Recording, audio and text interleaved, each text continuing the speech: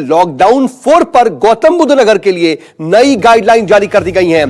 दरअसल odd even social distancing के साथ बाजार खुल सकेंगे।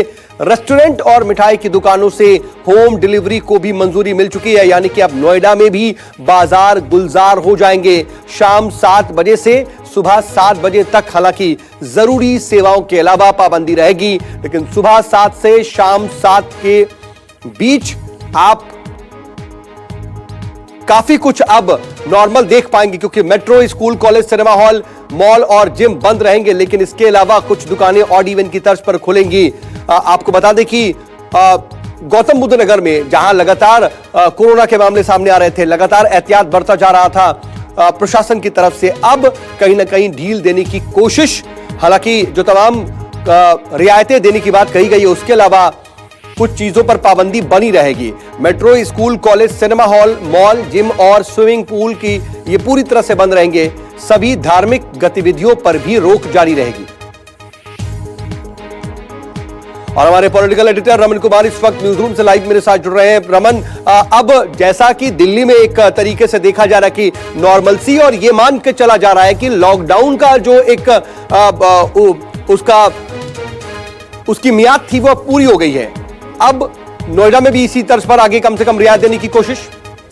देखिए सो 3 से 4 दिन की देरी के बाद नोएडा जिला प्रशासन नोएडा के लोगों को ये बताने में कामयाब हो पा रहा है कि आखिरकार नोएडा के लोगों को जो केंद्र सरकार की तरफ से गाइडलाइंस दी गई थी, गृह मंत्रालय की तरफ से गाइडलाइंस दी गई थी, उत्तर प्रदेश के मुख्य सचिव की तरफ से पूरे उत्तर प्रदेश को लेकर एक गाइडलाइंस दी गई थी, उन दोनों को मिलाने के बाद, दोनों को देखने के बाद नोएडा में क्या एप्लीकेबल है, क्योंकि बहुत सारी बातें डिस्ट्रिक्ट मजिस्ट्रेट, जिला प्रशासन पर छोड़ दिया गया था कि वो तय करेंगे। और इसीलिए जिला प्रशासन ने जो नोएडा और दिल्ली की सीमा है उस पे जो बंदिश है वो बंदिश आगे भी लागू रहेगी, यानी कि नोएडा के लोग दिल्ली जाने में उन्हें पास की जरूरत पड़ेगी, या दिल्ली से जो नोएडा आ रहे हैं अगर उनके पास पास होगा तभी वो इंटर कर सकेंगे। लेकिन इसमें कई राहत दी गई है। इससे कई मिठाई की दुकान है या बाकी दुकान है, हालांकि दवाई की दुकान पहले भी खुली रहती थी या किराना की दुकान पहले भी खुली रहती थी, लेकिन मिठाई की दुकान के अलावा जो